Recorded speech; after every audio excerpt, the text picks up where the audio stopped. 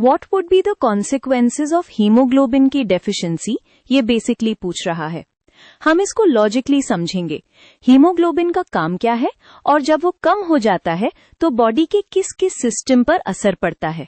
Let's use a simple diagram to make the relationship easier to see. सबसे पहले base idea clear करते हैं। Haemoglobin red blood cells के अंदर होता है और इसका मेन जॉब ऑक्सीजन को लंग्स से पिक करके पूरे बॉडी तक पहुंचाना होता है।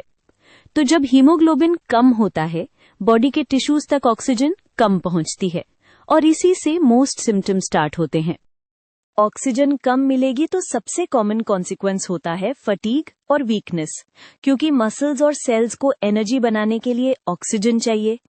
इसीलिए आपको छोटी एक्टिविटी में भी थकान फील होती है, जैसे स्टेयर्स चढ़ते या थोड़ा वॉक करते एनर्जी लो लगना। बॉडी स्मार्ट होती है। ऑक्सीजन कम हो तो कॉम्पेंसेट करने के लिए हार्ट को फास्टर पंप करना पड़ता है, इसलिए शॉर्टनेस ऑफ ब्रेथ और फास्ट हार्ट बीट हो सकता है, स्पेशली एक्सर्शन पर। एग्जाम्पल, थोड़ा सा रन किया और सांस फूलना या कभी कभी पैल्पिटेशंस फील होना।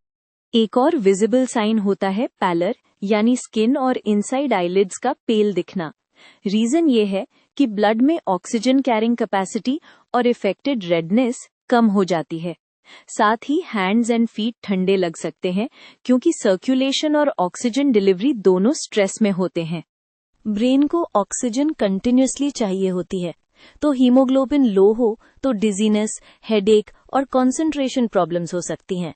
एग्जाम्पल, क्लास में फोकस न बन पाना या जल्दी चक्कर आना, स्पेशली जब सडनली खड़े होते हो। अगर डेफिशिएंसी लॉन्ग टाइम तक रहे तो किड्स में ग्रोथ और लर्निंग इम्पैक्ट हो सकता है, क्योंकि डेवलपिंग बॉडी को ऑक्सीजन और न्यूट्रिएंट्स की डिलीवरी क्रूशियल होती है।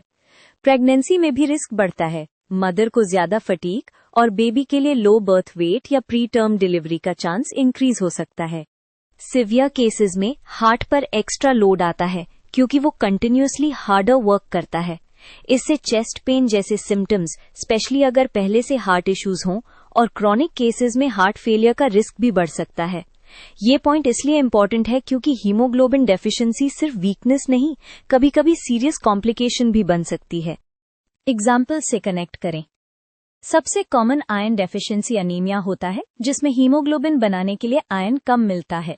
विटामिन B12 या फोलेट डेफिशिएंसी में भी अनीमिया हो सकता है, और कुछ जेनेटिक कंडीशंस जैसे थैलेसीमिया या सिकल सेल डिजीज में हीमोग्लोबिन अबनॉर्मल या इनफेक्टिव हो सकता है, जिससे ऑक्सीजन डिलीवरी और ज्यादा डिस्टर्ब होती है।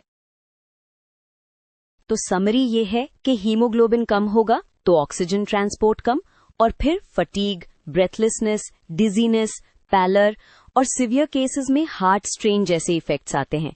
एग्जाम में आंसर स्ट्रांग बनाने के लिए हर कॉन्सिक्वेंस के साथ एक छोटा सा डेली लाइफ एग्जाम्पल भी लिख देना, जैसे स्टेयर्स पे सांस फूलना या क्लास में फोकस ना होना।